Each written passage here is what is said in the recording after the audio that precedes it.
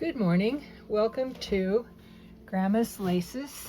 I'm Chris, and I'm pretty new at posting videos and, since I created my YouTube station, or channel, whatever it's called. Anyway, I'm going to try to post more often because I've had a couple people request, how do I do the Momigami papers? So here is a pile of beauty.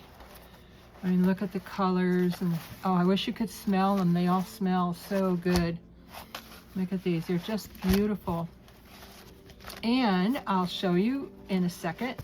I usually print side to side, so occasionally you'll see something like that, but it's only because I forgot to do the edge to edge.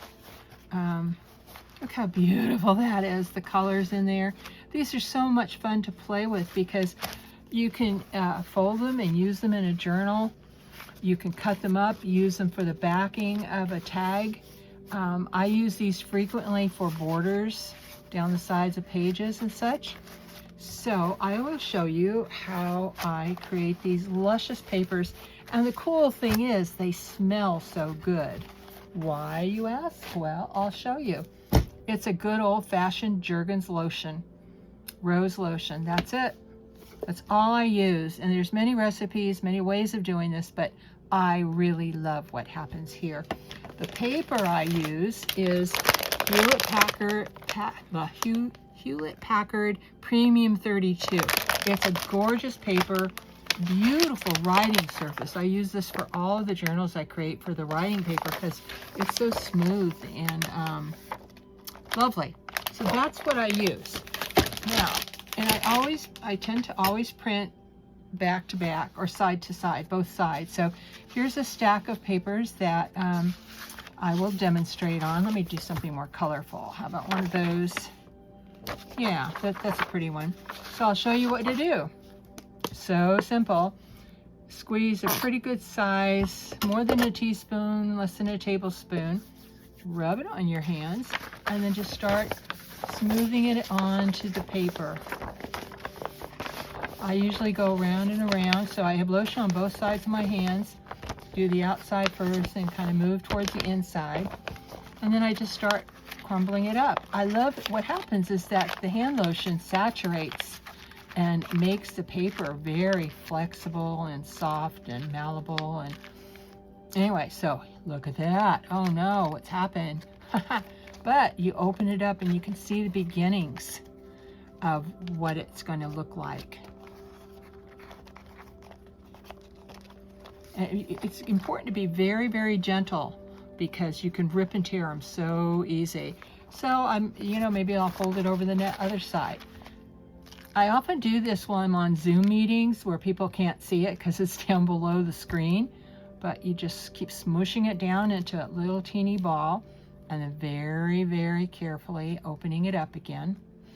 I know there's many types and styles and methods of creating paste paper. Some call it paper to fabric. What happens in the end is an amazing texture to the paper. So here it is. That's only after, 2 crunches, I think. And look how beautiful it is already. So I'll speed this up a little bit and you just keep squishing. And you'll notice as you squish it more and more, it gets smaller and smaller. And it's in the opening that you want to be the most careful so you don't rip or tear any of it. And also what happens is I started out with an 11 by 8.5 piece of paper, and what happens is that the more you work with it, the smaller it gets. See, it's already lost over almost an inch just on this side.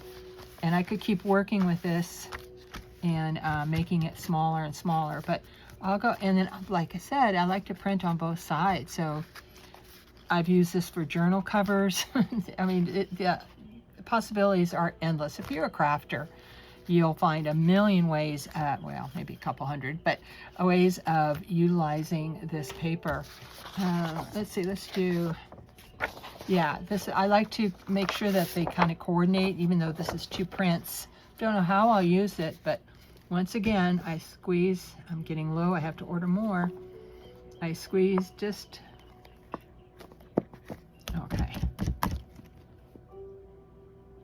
about that much. So it's more than a teaspoon, less than a tablespoon. And just start again. Make sure I always cover the outside edges first, because it's very frustrating if they are too crispy when you start. And so both sides are covered, and then I scrunch it up. Scrunch it up a couple of times. Open it up. You know, you don't have to print on both sides. You may only have one application for this paper, but I often find that if I print it on only one side, that's exactly the time or the paper I need that I would rather use it. So you could see both sides. So squishing it in again and again. Now some people roll it up. You know, I've been doing this for about a year now, since I first discovered Momigami, and I just love to say the word. Anyway, see how beautiful it's starting to come out? And the smell is so great because I use Jergens Rose. And I've used other hand lotions, and some of them I think maybe have more alcohol in them. I don't know, but I don't get the same kind of texture that happens when I use the Jergens. And but you can try it with anything. Holy moly, yeah. Go ahead and try with any lotions. For a while I was using a little bit of avocado oil first, and letting that seep into the pores of the paper. But I found I really don't need it. And this is just so easy. Look at how gorgeous that is already. So, friends, it's as easy as that. Boom.